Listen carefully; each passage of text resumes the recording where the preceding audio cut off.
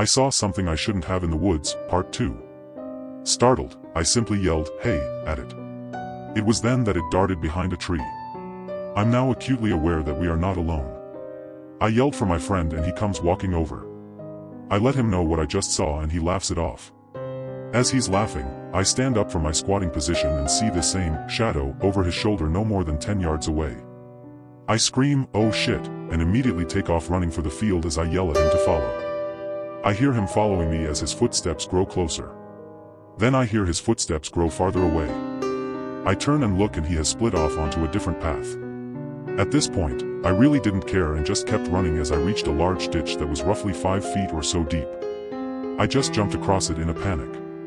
I later discovered how far of a jump that was and have no idea how I cleared it.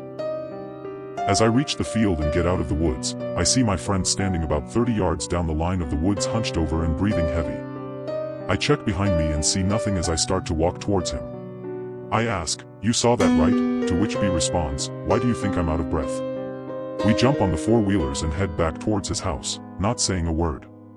When we get back, I asked him what he saw because I wanted to know if it was the same thing I saw.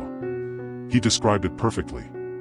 We tried to talk to his parents but they both just laughed it off and said, "Guess you better stay out of those woods." He had the idea to go talk to his grandmother who lived a couple blocks away and had lived in town her whole life. We simply asked her if she had ever heard anything strange about the woods over there. She then began to tell us about an old sawmill that had exploded back in her time. She said how much of a tragedy it was at the time and that nearly everyone had lost their life. This explained the old equipment. This explained the old cars rusting out. They had cleaned up parts of the accident, likely the dangerous parts, and left the rest. We then told her our story, to which she smiled and told us how people don't realize that we aren't alone in the world. Absolutely horrified at this point, we left. Neither one of us has ever returned to those woods. My hand axe is still sitting back there. I had terrible dreams for years about this incident and still, 30-ish years later, have a random dream about the incident. I don't know what we ran into that day and I'm certainly not going back to check. If you enjoyed this story, follow for more.